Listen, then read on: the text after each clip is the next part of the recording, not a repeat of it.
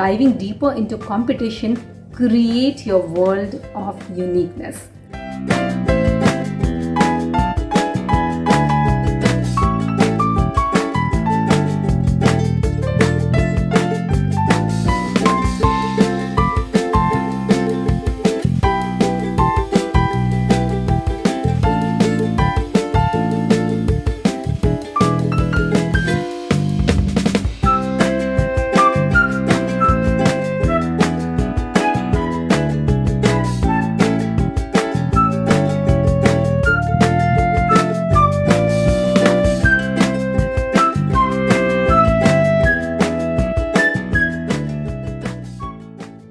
Hello everyone, my name is Yamini Sinha. First of all, I would like to extend my heartfelt gratitude to Soil Cup for giving me this honor and that I could connect with each one of you today. It really feels great to be here. Thank you Soil Cup for doing this noble work, and I would also like to extend my heartiest greetings to them and my best wishes to them for this really noble work, because in this era where everyone is chasing self-promotion and is thinking about self-promotion, they're trying to do something which is really for a social cause. They're trying to make others visible. I would like to start with my mantra, a basic mantra in my life that I really follow. I have followed this right from my childhood and I'm following it even today. And this mantra is like, instead of diving deeper into competition, create your world of uniqueness. Step out of competition. Yes, step out of it. You would say that it sounds strange, but it isn't strange. I would tell you. I would explain just 2 lines. In 2 lines, I will explain this to you. It's like there's no other copy of yours, okay? You are the only one who is like you or who is you, okay? So this is your uniqueness. This is the strength, the biggest strength you have with you.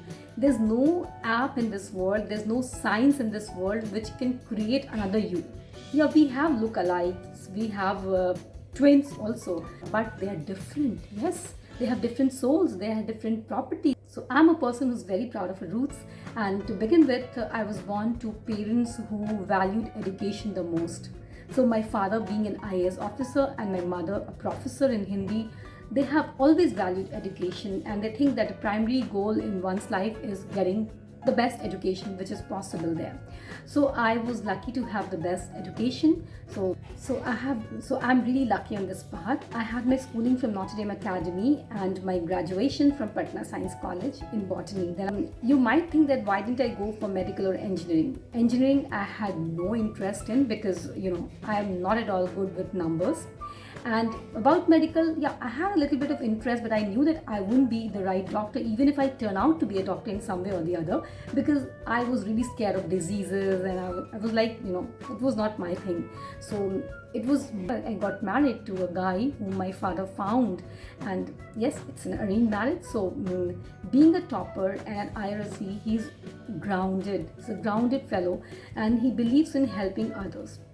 Without speaking a word about it, he has taught me that keep on helping others without expecting even a bit from their side. You expect something in return, that means you never did it with your heart. So once you're helping others with the bottom of your heart, you would never expect anything back from them. So this is what I have learned from him, and he's a very hardworking fellow. So all these things got imbibed into me and it has made me the person I am. So this is about my early life. Now I'm mother of 2, proud woman. Once I completed my masters in botany and I had my kids and all, I got married, I planned my family. So things were going very organically in a very pleasing way, and I loved to be what I was then.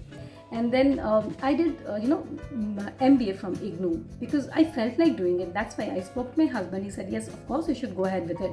So I completed my MBA and I went ahead for college teaching, and having 14 years of experience in college teaching.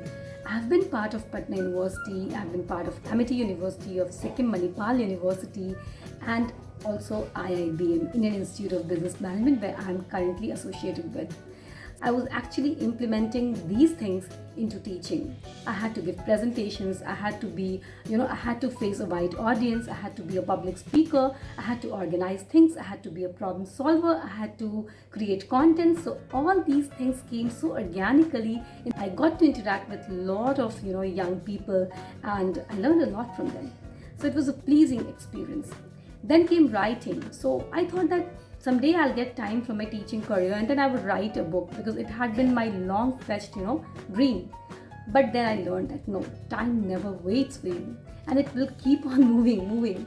So I'm a passionate writer, and this again comes from my parents' side. Both my parents have been very good writers, and my mother, being a professor, has always been into writing. Like, she's a poetess too, and in her early days she has been into Vivid Bharati as a child announcer, been a columnist into some daily. So like, she's also a very good writer, and my father also is passionate writer, and he loves to write about issues like politics. Even today he keeps writing on Twitter.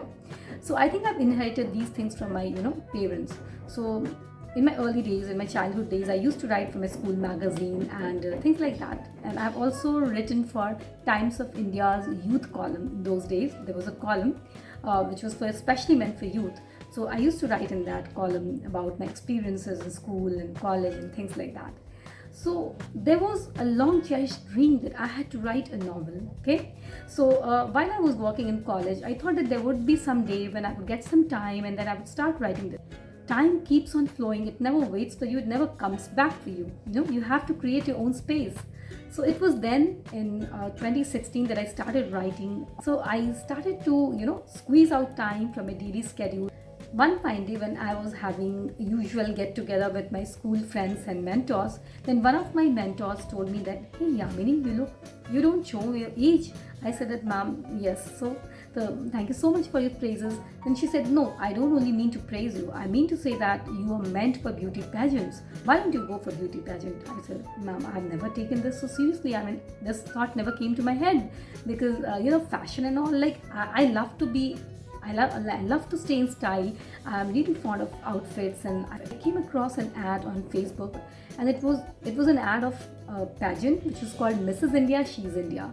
I thought of filling the form, and without telling anybody, I just filled the form. I just got myself registered, and 30 women from across the world were chosen, and I was one of them. So somehow I believe that participation is more important than winning. So I could get a subtitle which is known as Mrs. India Popular. So I got the crown of Mrs. India Popular 2017. So after being crowned, I started realizing that yes, I'm meant for something bigger. Since then, I have been a part of fashion world, and I know how to present myself on the ramp or for a photo shoot, for a magazine shoot, or anything. But then it's my side hustle. I was just trying to figure out that in what way can I impact the society, and the cause came to my head automatically. I wanted to do something for the women, because there's so many women, to be very honest, there's so many women around me who are really doing great work, but nobody knows about their work. It's not about running a business, it's about knowing about how women are changing the shape and size of the world, how women are changing the world. So there's so many around me, so I thought that why not bring their stories to the world. So I started using both my powers. One was my oratory skill and the other was my writing skill. So I amalgamated these two skills into a new platform which is known as Coffee Conversations.